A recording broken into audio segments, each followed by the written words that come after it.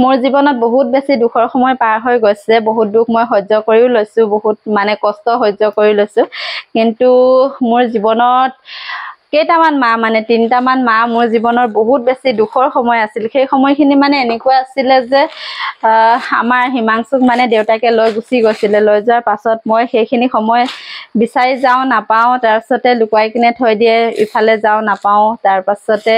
মই মানে ভগৱানক বহুত প্ৰাৰ্থনা কৰিছিলোঁ কাৰণ তাৰ অবিহনে একদম থকাটো মোৰ সম্ভৱে নাছিলে যিহেতু এগৰাকী মাক হওঁ আৰু সন্তানক এৰি তেতিয়া তাৰ বয়স 3 বছৰমান হৈছিলে ইমান কষ্ট হয় তাৰ অবিহনে থাকিবৰ কাৰণে ইমান মনত পৰে মানে কোনোবাই কৰবাত কেঁচুৱা ল'ৰা ছোৱালী কান্দিলেও তালে মনত পৰে কোনোবাই মা বুলি ক'লে মোৰ একদম কাণতে ধৰে মানে তেতিয়া মই ভগৱানক কৈছিলোঁ যে যদি মোৰ হিমাংশুক মানে মই পুনৰ পাই যাওঁ তাক আকৌ মোৰ লগত থকাকে পাওঁ তেতিয়াহ'লে মই শাওণ মাহৰ এটা সোমবাৰে মানে যেতিয়ালৈকে জীয়াই থাকোঁ আৰু তেতিয়ালৈকে মন্দিৰলৈ যাম বুলি আৰু সঁচাকৈ হিমাংশুক মানে মই পালোঁ ঘূৰাই আইনৰ সহায়ত মানে আইনে আকৌ হিমাংশুক মোৰ হাতত তুলি দিলে গতিকে মই ভগৱানক বহুত ধন্যবাদ দিওঁ ৰাতিপুৱা শুই উঠি গা পা ধুই গ'লোঁ মন্দিৰলৈ আৰু আহিলোঁ এতিয়া মন্দিৰৰ পৰা কিমান যে কষ্টকৰ আছিল জীৱনৰ দিনবিলাক সঁচাকৈ বহুত কষ্টকৰ আছিল মোৰ জীৱনৰ দিনবিলাক মই ভাবাই নাছিলোঁ যে জীৱনত তেনেকুৱা এটা দিন পাম বা নিজৰ জীৱনটোৰ যে গতিপথ কেতিয়াবা সলনি হ'ব সেই কথা মই কেতিয়াও ভবা নাছিলোঁ মই ভাবিছিলোঁ যে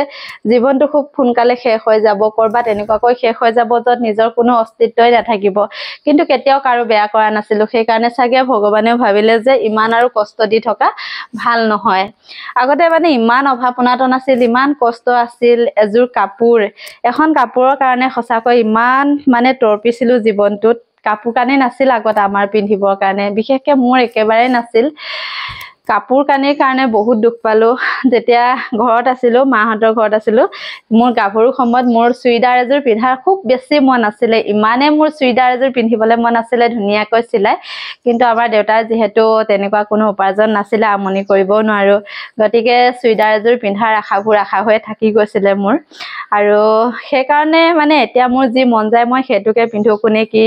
ভাল পাইছে কোনে কি বেয়া পাইছে কোনে কি ক'ব নক'ব সেই কথাবোৰ মই আচলতে মাথা মাৰি নাথাকোঁ মোৰ ওপৰত কোনেও অধিকাৰ দেখুৱাব নোৱাৰে কাৰণ মোৰ জীৱনত যেতিয়া বহুত বেছি দুখ কষ্ট হৈছিলে বহুত বেছি মই অকলশৰীয়া হৈছিলোঁ তেতিয়া মই কাৰোৱে মানে ছাপৰ্ট পোৱা নাছিলোঁ আজি জীৱনৰ য'ত উপস্থিত আছোঁ এয়া সঁচাকৈয়ে নিজৰ সাহস আৰু নিজৰ আত্মবিশ্বাসৰ কাৰণেহে ইমানখিনি কৰিবলৈ পাৰিছোঁ জীৱনত বহুত মানে ঘাত প্ৰতিঘাত পাইছোঁ কত যে ঘাত প্ৰতিঘাত পাইছোঁ ঠিকনা নাই কত খুন্দা খাইছোঁ মানে কত ঠুক্কৰ খাইছোঁ কত খেদা খাইছোঁ মাৰ খাইছোঁ গালি খাইছোঁ অপমানিত হৈছোঁ নিন্দা পাইছোঁ তিৰস্কাৰ পাইছোঁ কিন্তু কতো থমকি ৰোৱা নাই যোনে যি কৈ থাকক সেই সকলোবোৰ সহ্য কৰি গৈছোঁ আৰু সহ্য কৰোঁতে কৰোঁতে ভগৱানেও চাগে দেখিলে যে ইমানখিনি আৰু দুখ দিয়া উচিত নহয় কিন্তু আজি যিখিনি কৰিছোঁ এয়া সঁচাকৈ কতো থমকি ৰোৱা নাই